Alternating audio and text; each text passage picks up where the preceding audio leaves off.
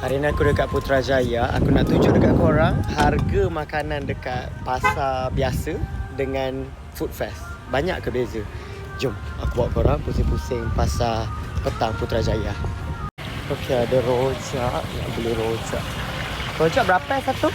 Yang biasa? Yang biasa tak ada mi. Berapa? RM5. Boleh? Satu? Tak dengar. Seorang je. Ya, saya seorang je. Ada kerja? Ada kerja. Okey, makanan pertama dah settle RM5 je. Okey, belah sini ada sate dengan shawarma. 10 cucuk lah untuk daging. Okey, terima kasih. Untuk sate daging RM15 je. Keropok goreng, dia gotek kat situ juga. Ni nasi kerabu. Saya tak tahu saya nak beli apa sekarang. Okey, ada putu piring kat sini. Ada yang dah siap ke? Lagi 5 minit buat. Boleh. Untuk putu piring tu saya dah beli, tapi sekejap lagi saya ambil. Yang tu harga dia dalam RM6. Dan ada kek juga kat sini. Ada apam balik. Banyaklah korang makanan dekat sini. Serius banyak. Cuma saya je lah tak tahu nak makan apa. Saya nak cari benda lain. Macam makanan yang dah biasa saya nampak, saya tak nak makan. Tapi aku beli sate. Ni lain daripada yang lain ke? Air tebu berapa satu? Yang ni RM5. Kalau dalam cawan, RM4. Ni, saya nak ni tapi saya nak dalam cawan ada ais. Boleh? Terima kasih.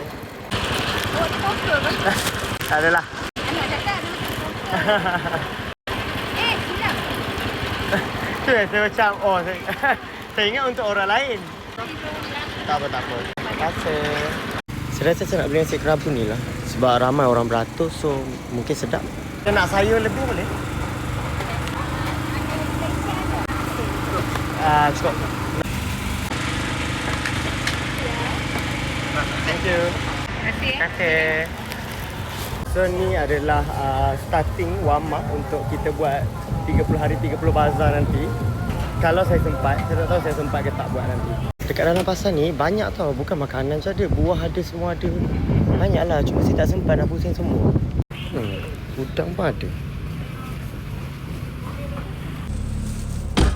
Okay, so dah settle. Putu piring dengan harga RM6. Nasi kerabu dengan harga RM10.50. Air tebu dengan harga RM5. Beli sate dengan harga RM15. 10 cucuk. Saya beli rojak dengan harga RM5. And then saya minta lebih sengkuang dan timun. Tetap RM5. So korang kira lah sendiri mana yang berbaloi, mana yang tidak berbaloi. Kita jadi pengguna yang bijak. Kita berhak memilih apa yang kita nak beli. So video makan dekat video lain. Aku nak pergi cari pot.